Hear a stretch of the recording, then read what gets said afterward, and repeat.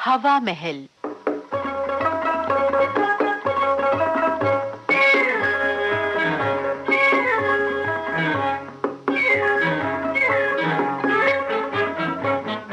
हवा महल में आज सुनिए सलीमा खुर्शीद की लिखी नाटिका झूठी शान।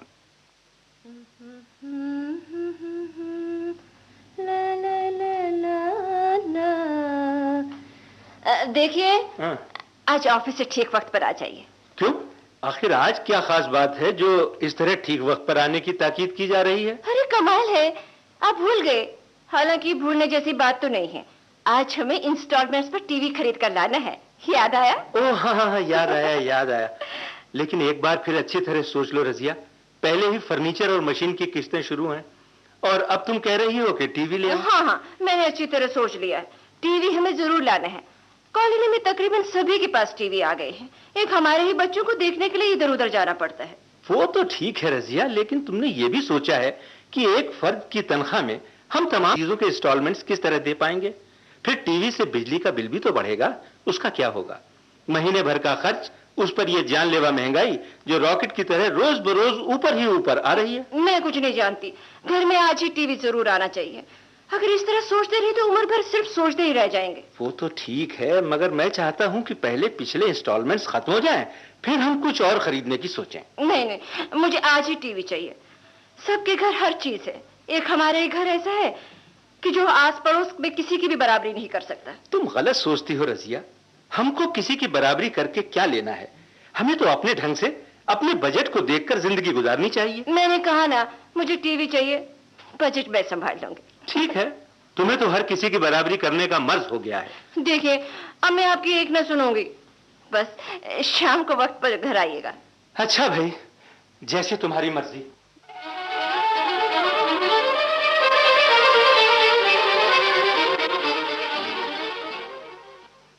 ओह मम्मी, व्हाट ए ब्यूटी! कितना खूबसूरत टीवी है। मजा आ गया, हमारे घर भी टीवी आ गया मम्मी। वो चिंटू के घर हम जाते थे तो उसका भाई कैसा अकड़ता था, हमें बराबर देखने भी नहीं देता था। कभी कभी तो बाहर से ही टरका देता था मम्मी। हाँ बेटा, अब तो भी किसी के घर नहीं जाना होगा। अब तो लोग हमारे घर आएंगे। पता नहीं सभी अपने आप को क्या समझने लगे थे, अब आएगा मजा। ओहो मम्मी, आज हम कितने खुश हैं। आज हमारे घर भी टीवी आ गया। मगर मम्मी, ये डैडी क्यों खामोश बैठे हैं? डैडी देखिए तो, टीवी उस कोने में कितना खूबसूरत लग रहा है। घर की रौनक ही बढ़ गई है। क्या बात है डैडी, क्या आपको ये अच्छा नहीं लग रहा? अच्छा है बेटा, बहुत अच्छा है, लेकिन मैं कुछ और ही सोच रहा था। खैर छोड़ो। ये तो आपकी पुरानी आदत है, हर काम के लिए बस सिर्फ सोचते ही रहेंगे। मुझे ये सब कुछ बिल्कुल पसंद नहीं।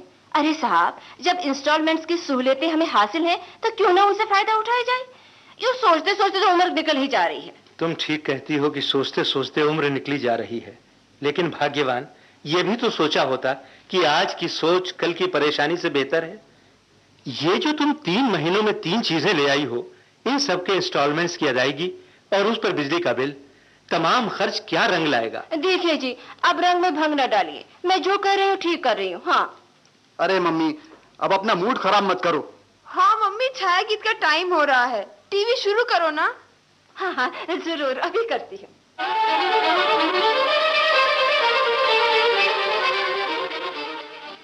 अरे रजिया बहन, क्या टीवी आ गया है तुम्हारे यहाँ? हाँ नजमा बहन, आ ही गया हमारे घर भी टीवी। जिनके घर में टीवी है ना, उनके तो मिजाज ही नहीं मिलते। मैं भी ले आई। मुबारक हो बहन, अच्छा किया ये तो तुमने। अब तो मैं अपने बच्चों के साथ तुम्हारे ही घर आया करूंगी। हाँ। वो नकचड़ी नाहिदा है ना, हाँ, कैसे मिजाज दिखाती थी। बहन जरूर देखने आना, इसमें पूछने की क्या बात है। तुम्हारा ही तो घर है। देखो बहन, एक तुम हो कि सबको खुशी खुशी बुला रही हो। दूसरे पड़ोसी तो ऐसा मिजाज दिखाते हैं जैसे हम उनके घर उम्र बिताने आए हों। क्या मजाल जो जरा सी देर बर्दाश्त कर ले। नहीं नजमा बहन, हमारी यहाँ ऐसी कोई बात नहीं। अपना ही घर समझो, बच्चों को लेकर के जरूर आया करो। अच्छा, अब मैं चलती हूँ। आज शाम को टीवी पर बहुत अच्छी फिल्म है, बच्चों को लेकर आऊंगी। हाँ हाँ, जरूर आना, जरूर आना। अच्छा, खुदा हाफिज। खुदा हाफिज।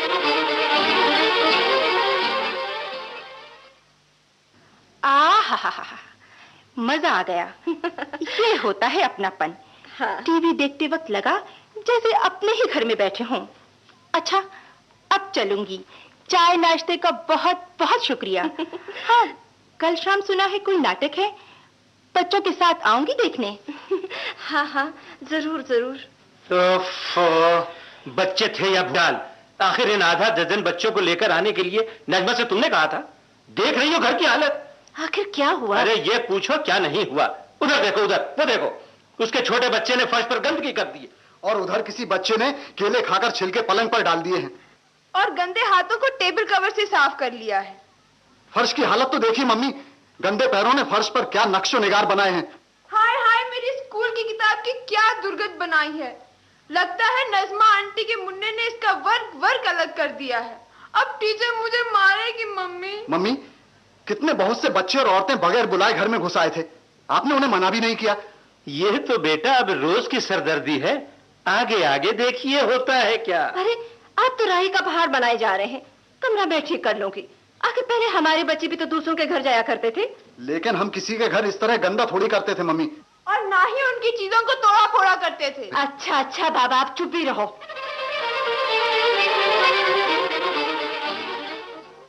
अरे भाई रजिया, रजिया कहाँ हो भाई? बहुत जोरों की भूख लगी है, अगर खाना तैयार हो तो भाई फौरन ले आओ। अभी लाए। हाँ मम्मी, मुझे भी बहुत भूख लगी है। खाना तैयार हो तो लगा दीजिए, कुछ कॉलेज का काम करना है, फिर टीवी का वक्त हो जाएगा। अच्छा अच्छा, अभी लगाती हूँ। आओ, खाना लगा दिया है। मम्मी ये क्या, आज फिर दाल पकी है? क्यों भाई, आज सब्जी कोई नहीं बनी, पापड़ अचार भी नहीं है? मम्मी, मुझसे रोज रोज ये दाल वाल नहीं खाई जाती। और कुछ नहीं तो ऑमलेट ही बना दो। अंडे नहीं है घर में, आज दाल चावल ही खा लो। हाँ, मुझसे नहीं खाई जाती ये दाल। क्यों रजिया, क्या तुम्हारी तबीयत खराब है जो आज पूरा खाना नहीं बना सकी? तबीयत तो बिल्कुल ठीक है, लेकिन क्या, आखिर बात क्या है, मुझे बताती क्यों नहीं हो? दरअसल आज पैसे नहीं थे घर में।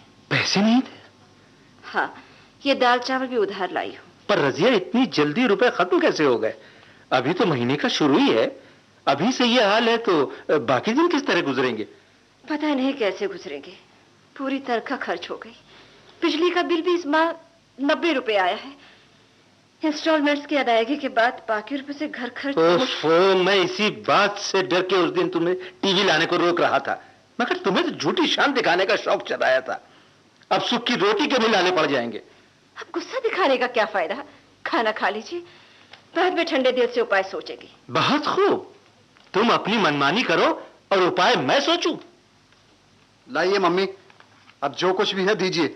लाइए, दाल ही सही। हाँ, खुद करदारा इलाज नीस्त।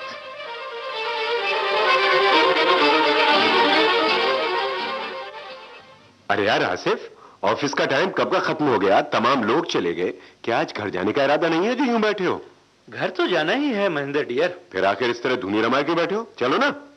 चलो भाई, चलते हैं। आओ। चलो। आखिर बात क्या है दोस्त, तुम कुछ परेशान दिखाई देते हो। कुछ नहीं, कोई खास बात नहीं। अरे भाई, खास न सही, कोई आम बात ही सही, क्या मुझसे भी छुपाओगे? दोस्तों को बताने से गम बढ़ता है।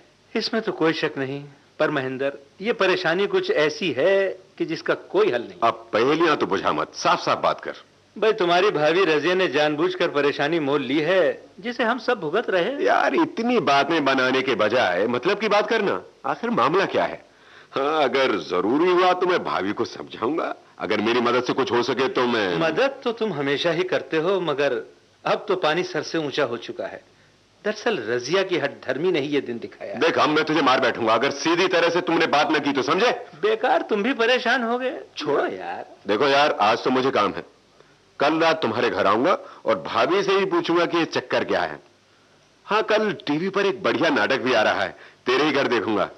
अरे हाँ, वो तुम्हारा टीवी कैसा चल रहा है? बस सारी परेशानियों की जड़ ये टीवी ही तो है। टीवी? वो किस तरह? वो इस तरह महेंद्र कि पिछले सामान की इंस्टॉलमेंट्स के खत्म होने से पेशतर ही रजिया ने टीवी खरीद लिया। उसे तो बस कॉलोनी वालों को अपनी झूठी शान दिखानी थी। अब ये हाल है कि 15 ही दिनों में तनख्वाह हवा हो जाती है और फिर बाकी महीना गुजारना मुश्किल हो जाता है। कई महीनों से यह सिलसिला चल रहा है, अब तो जिंदगी अजीर्ण होकर रह गई है। ओह, तो ये बात है। मेरा दिमाग तो सोच सोच कर माऊफ हो रहा है। बला से शान से न रहते, सुखी तो थे, न जाने अब आगे क्या होगा। बस बस बस बस बस, अब आगे कुछ नहीं होगा। कुछ कैसे नहीं होगा? बस ये ना पूछो। मैं कल रात नहीं, कल सुबह तुम्हारे घर आ रहा हूं। अब तुम किसी बात की चिंता ना करो। मैं चिंता कैसे न करूं दोस्त? चिंता तो अब मेरा मुकद्दर बन गया है। चिंता करना छोड़ो, बस अब तुम सिर्फ इतना करो कि कल सुबह घर पर मेरा इंतजार करो। लेकिन महेंद्र, मैं अब तुम्हारे किसी सवाल का जवाब नहीं दूंगा। अच्छा, कल तक के लिए टाटा, बाय बाय।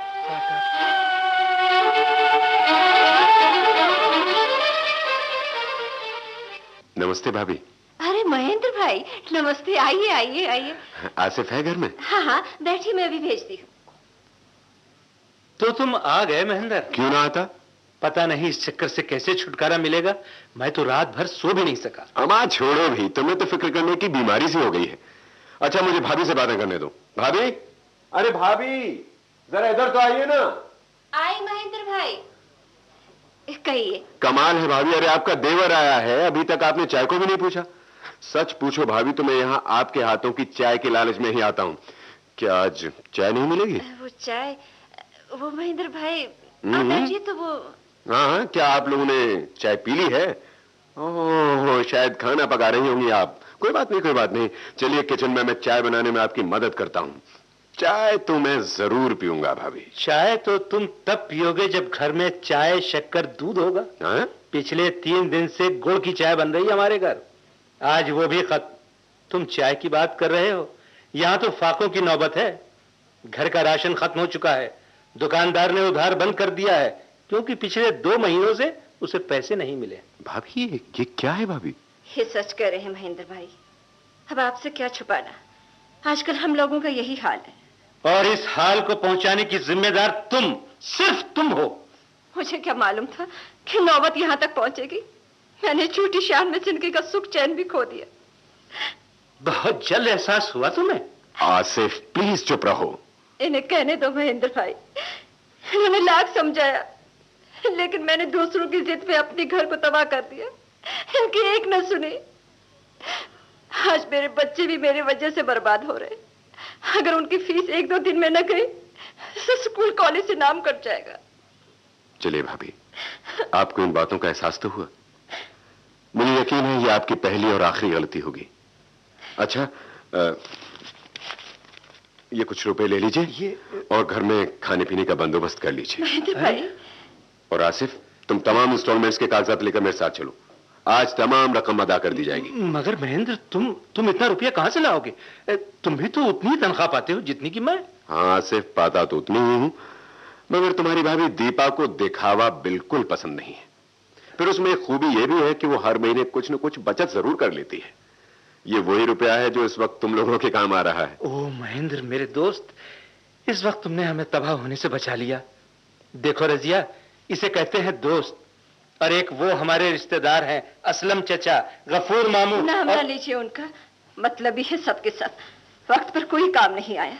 महेंद्र, मैं तुम्हारा ये एहसान जिंदगी भर नहीं भूलूंगा। क्यों शर्मिंदा करते हो दोस्त?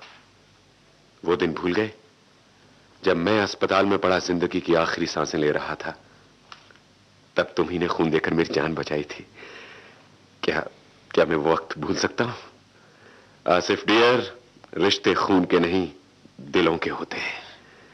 हम किसी भी धर्म के हों, पर सबसे बड़ा धर्म है इंसानियत। और इंसानियत का तकाजा है कि हम एक दूसरे के दुख दर्द में काम आए। अरे भाभी, ये आपकी आंखें क्यों गंगा जमनी बनी हुई हैं? महेंद्र भाई, सच पूछिए, आपने हमें इस वक्त बेमौत मरने से बचा लिया। दीपा भाभी की बेसारी जिंदगी ने अब मेरी जिंदगी का रुख बदल दिया है।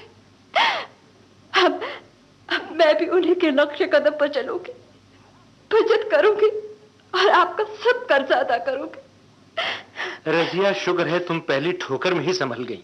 आसिफ, चलो भी अब इंस्टॉलमेंट्स अदा करें और फिर ऑफिस भी तो जाना है ना। यार, अब तो ऐसे नहीं जाएंगे। फिर कैसे जाएंगे? अब तो चाय पीकर ही जाएंगे, क्यों रजिया? चाय पीकर ही जाएंगे। झूठी शान। हवा महल में आज आपने सलीमा खुर्शीद की लिखी नाटिका सुनी। प्रस्तुतकर्ता गंगा प्रसाद माथुर,